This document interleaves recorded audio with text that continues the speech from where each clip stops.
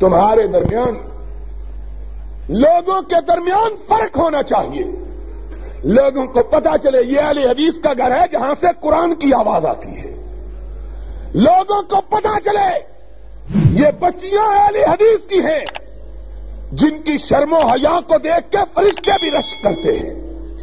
لوگوں کو پتا چلے یہ جوان اہل حدیث جوان ہیں جن کی حیا کو دیکھ کر مائیں ان کی مثالیں دیتی ہیں.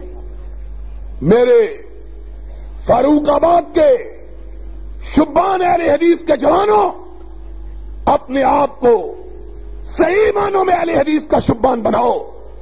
اور اہل حدیث کا نوجوان وہی ہے کہ جس کی پاک بازی کی محلے کی عورتیں گواہی دیں. وہ اہل حدیث کا جوان نہیں ہے جو جوان ہوا محلے کی بہنوں اور بیٹیوں کو مصیبت پڑ گئی. خیراں دا پتر جوان ہو گیا ہے. کس طرح راج انج کھڑا ہے جس طرح سپ کھڑا ہوتا ہے. وہ اہل حدیث کا بیٹا نہیں ہے.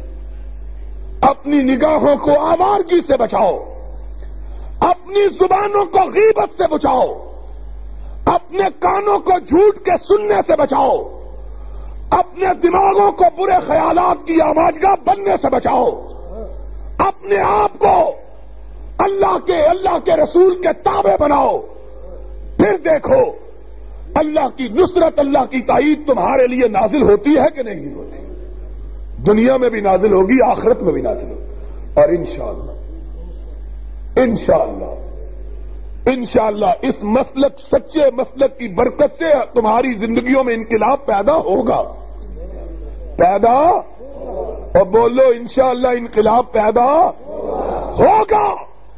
ہماری زندگیوں میں بھی انقلاب ہوگا، ہماری اولادوں کی زندگیوں میں بھی انقلاب پیدا ہوگا. اور پھر یہ انقلاب شدہ اولادیں انشاءاللہ پاکستان میں انقلاب پیدا کرے گی کتاب و سنت کا. اور اس ملک میں کتاب و سنت کا پرچم لہرائے گا. اس ملک میں کتاب و سنت کا پرچم لہرائے گا. یہاں محمد کا لایا ہوا نظام نافذ ہوگا. لیکن رب کی قسم ہے اسی وقت ہوگا جب تم اس کے نافذ کرنے کے لیے اپنے آپ کو تیار کرو گے.